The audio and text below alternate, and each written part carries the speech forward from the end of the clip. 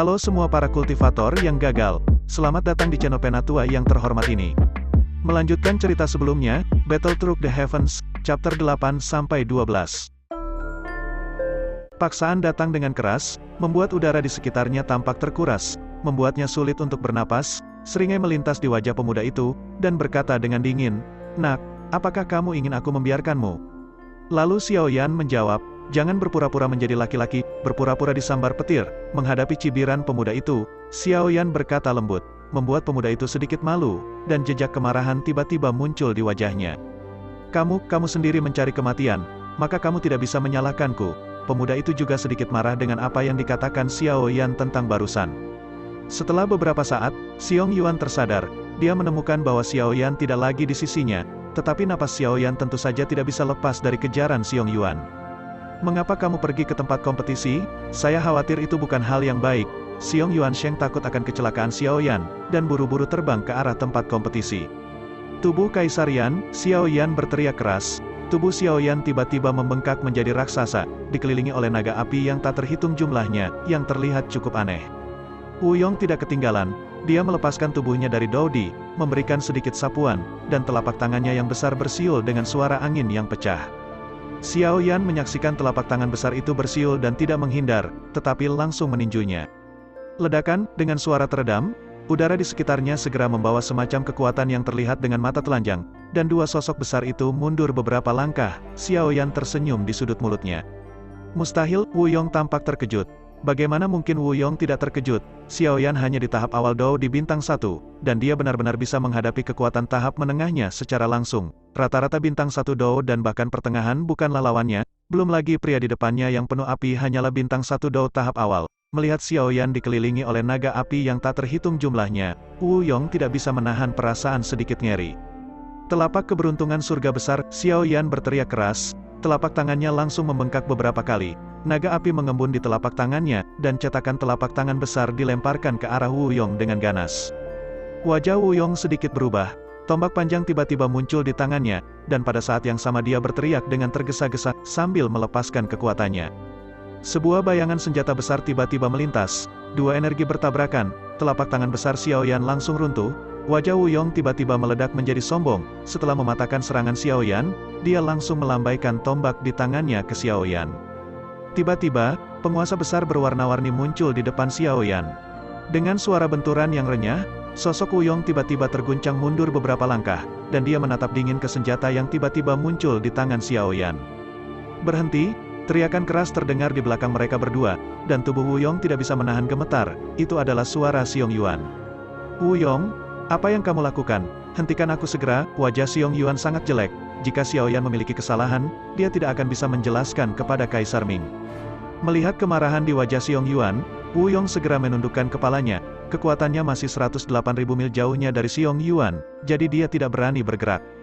Pada saat ini, Xiao Yan berkata sambil tersenyum, "Hehe, saudara Xiong Yuan, saudara senior ini hanya berdiskusi dengan saya, dan tidak berniat menyakiti saya. Tolong jangan salahkan dia untuk saudara Xiong Yuan." Mendengar kata-kata Xiao Yan, Wu Yong langsung tersipu sedikit. Dia tidak menyangka Xiao Yan akan memohon padanya pada akhirnya, dan dia sudah pergi terlalu jauh saat itu. "Xiao Yan, kamu tidak perlu mengatakan hal-hal baik untuknya. Aku tahu karakter anak ini dengan sangat baik." Xiong Yuan mendengus dingin dan berkata, lalu menatap Wu Yong, yang kepalanya terkubur rendah, dan berteriak dengan marah, "Wu Yong, apakah kamu tahu bahwa dia berasal dari klan Xiao?" Ketika mengetahui Xiao Yan orang-orang dari keluarga Xiao, mendengar kata-kata ini, Wu Yong menggigil ketakutan, bahkan leluhurnya tidak berani menyinggung keluarga Xiao. Jika Xiao Yan benar-benar menyalahkannya, bahkan Kaisar Ming pun tidak akan bisa melindunginya.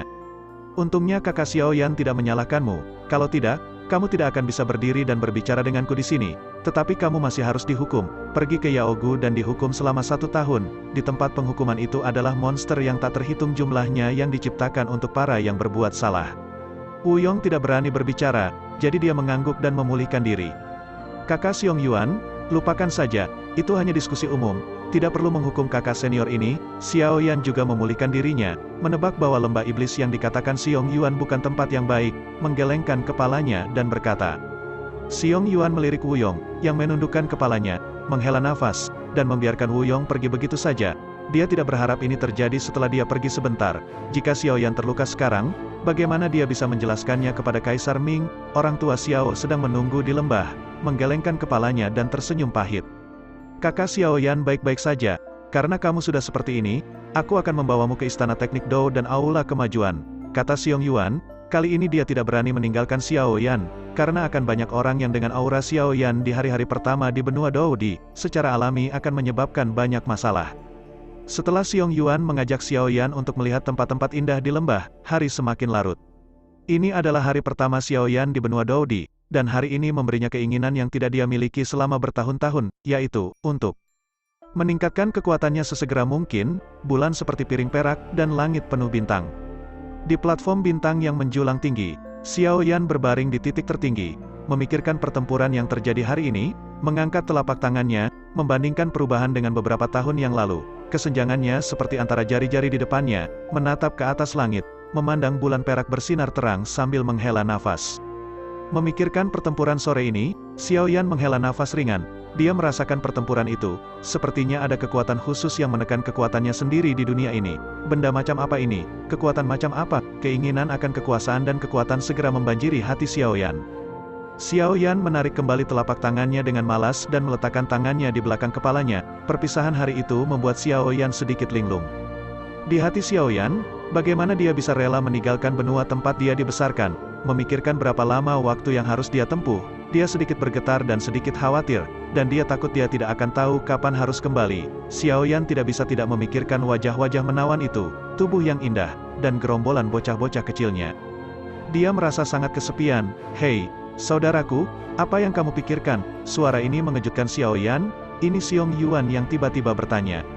Xiong Yuan juga berbaring seperti Xiaoyan dan menatap bintang-bintang di langit. Xiaoyan menghela nafas ringan, dan menjawab, apa lagi yang bisa saya pikirkan? Tentu saja saya rindu rumah, jangan bilang kamu tidak ingin pulang. Xiong Yuan tersenyum kecil, lalu menggelengkan kepalanya, saya tidak ingin rumah, karena saya tidak punya rumah, hanya ini rumah saya adalah bagian dari keluarga terlantar, mengapa saya harus bernostalgia? Ngomong-ngomong, izinkan saya memberitahu Anda tidak dapat kembali ke benua Douqi ketika Anda datang ke sini. Ketika Xiaoyan mendengar ini, dia melompat dari tanah dengan terkejut. Kaisar Ming tidak memberitahunya tentang ini, dan segera berteriak kaget, tidak mungkin, tidak bisa kembali. Itu berarti aku tidak akan pernah melihat mereka lagi. Bagaimana dengan keluargaku?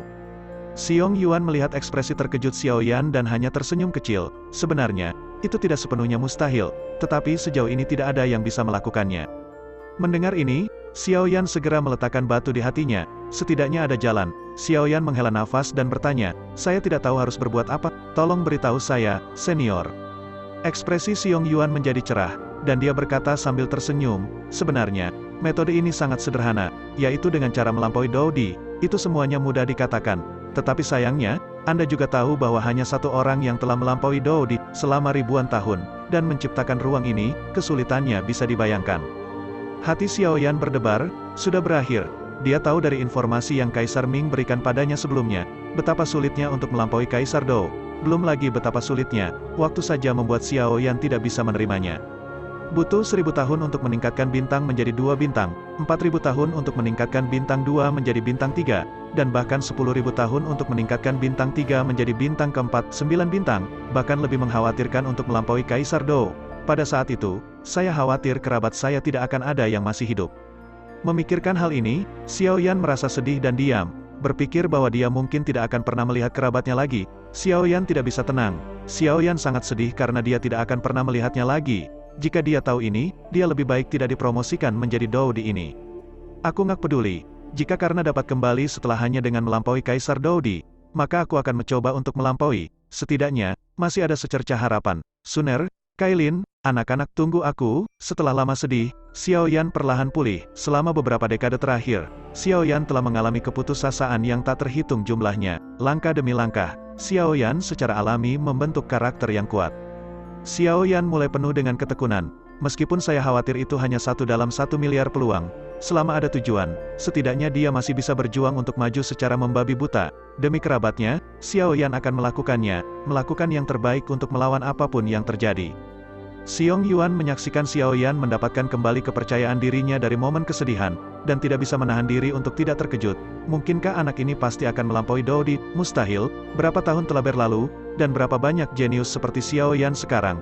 Pada awalnya, mereka penuh percaya diri, tetapi kemudian secara bertahap mulai putus asa. Xiong Yuan tidak begitu memahami Xiaoyan, jadi dia tidak banyak bicara, hanya menemani Xiaoyan untuk melihat bintang-bintang, berbicara tentang hal-hal lama, dan berbicara tentang dunia. Setelah semalaman mengobrol dengan Xiong Yuan, Xiaoyan mendapatkan banyak hal yang membuat darahnya mendidih. Dikatakan bahwa tidak ada yang pernah berjalan melalui benua Doudi ini, yang tidak menemui bahaya, dan banyak klan-klan tirani tersembunyi di mana-mana, tidak ada yang tahu pasti di mana keberadaan mereka. Banyak orang kuat kehilangan nyawa karena bepergian, jadi setiap tempat di benua Doudi penuh dengan menghadapi bahaya, tidak ada yang berani mengatakan bahwa dia adalah yang terkuat, dan tidak ada yang tahu apa yang ada di benua ini. Di benua Doudi, bahkan profesi alkemis menjadi aneh dan tidak terduga. Nilai pil obat menjadi tak terbatas. Mungkin orang kuat di depan Anda diubah oleh pil obat, dan pil obat terlalu misterius. Dia bisa mengumpulkan energi spiritual langit dan bumi dan menghasilkan kesadaran spiritualnya sendiri. Kesadaran spiritual semacam ini mungkin jauh melebihi orang biasa. Bahkan pil obat di darat tidak mudah dipusingkan. Jika ada apoteker, tidak akan ada kekurangan obat penyulingan.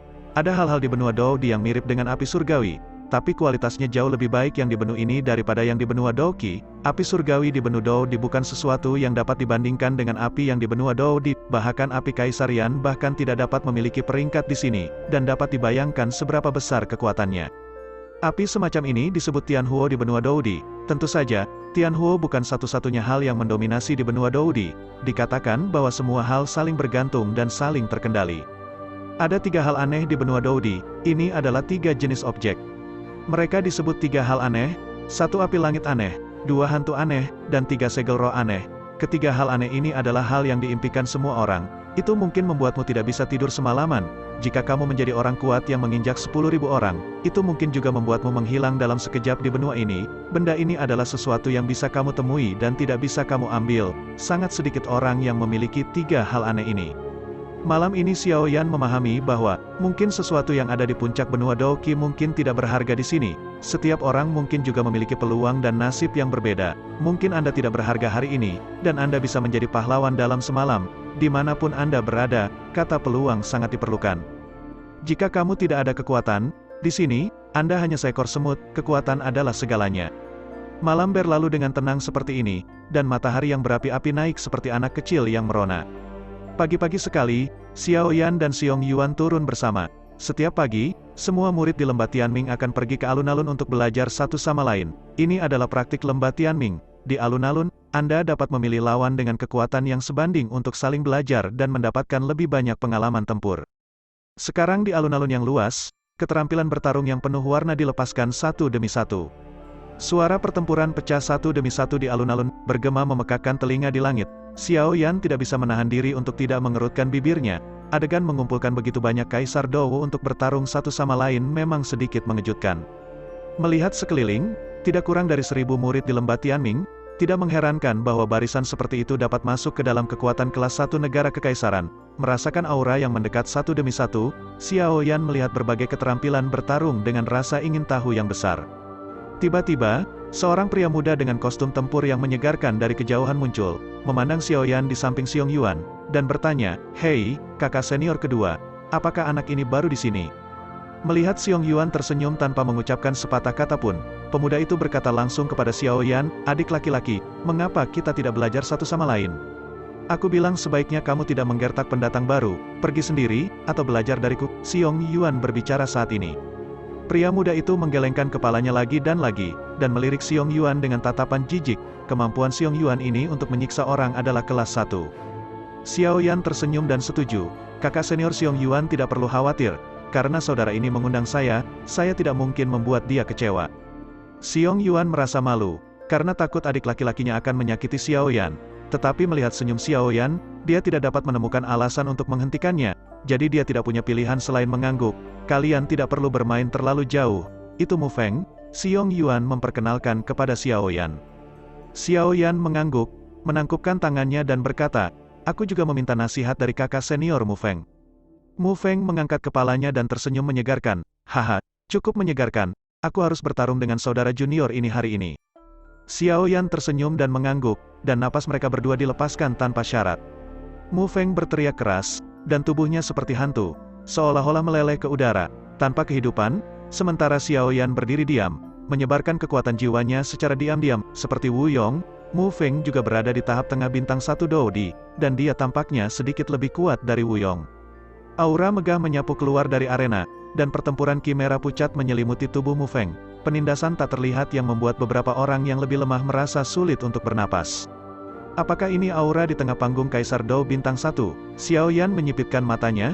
Dia bisa merasakan aura agung Mu Feng menyebar seperti danau yang luas, menutupi seluruh tubuhnya. Tekanan datang dari seluruh tubuh. Penindasan nafas dapat secara langsung membuat Kaisar pertempuran bintang 1 biasa di tahap awal tidak memiliki keberanian untuk bertarung. Merasakan suasana megah yang luar biasa di arena, ekspresi banyak orang di alun-alun berubah sedikit, dan mata mereka penuh kesungguhan. Dengan kekuatan seperti itu, bahkan di panggung tengah Kaisar Dou bintang 1, di lembah Tianming ini, mereka bisa dibilang kuat. Angin meninju tajam dengan kekuatan yang kuat menghantam wajah Xiao Yan. Tinjunya baru saja jatuh, tetapi sosok Xiao Yan telah menghilang. Mu Feng tiba-tiba terkejut. Setelah menyadarinya, dia langsung tahu bahwa Xiao Yan tidak mudah untuk dilawan. Untuk berurusan dengan Xiao Yan, dia sekarang sangat berhati-hati tidak boleh ceroboh lagi. Lalu dia menginjak kakinya dengan keras. Lalu dia bergegas ke arah Xiao Yan. Dia tidak memiliki rasa takut sedikitpun. Setelah itu dia tiba di depan Xiao Yan. Namun Xiao Yan menghilang lagi dan tergantung di udara. Xiao Yan pun melepaskan dokinya yang dengan cepat mengembun menjadi kolom energi besar di udara. Dan Mu Feng juga tidak ketinggalan. Ayo, Mu Feng melompat ke udara, seperti elang yang bergegas menuju makanan. Wajahnya suram dan dingin. Tinjunya membeku dan suara ledakan pun terdengar. Orang yang tidak tahu seberapa tinggi langit, jejak tangan di tangan Mu Feng tiba-tiba bersinar terang. Dengan dorongan di tangannya, tubuh energi berbentuk potongan hitam terbentuk di udara dengan kecepatan perusak, dan udara tiba-tiba mengeluarkan suara seolah-olah terkoyak. Xiao Yan mendengus dingin, dan menjentikkan jarinya sedikit.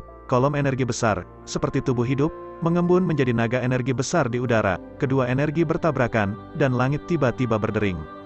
Xiao Yan tergeser selangkah oleh kekuatan lawan. Darah menetes dari sudut mulut Xiao Yan. Melihat ini, Xiong Yuan terburu-buru bergegas ke depan untuk menghentikan pertarungan agar tidak berlanjut. Saat dia mengambil langkah, Xiao Yan menghentikannya. Terima kasih semuanya, sampai jumpa di episode selanjutnya. Tetap dukung terus channel yang sederhana ini, oke?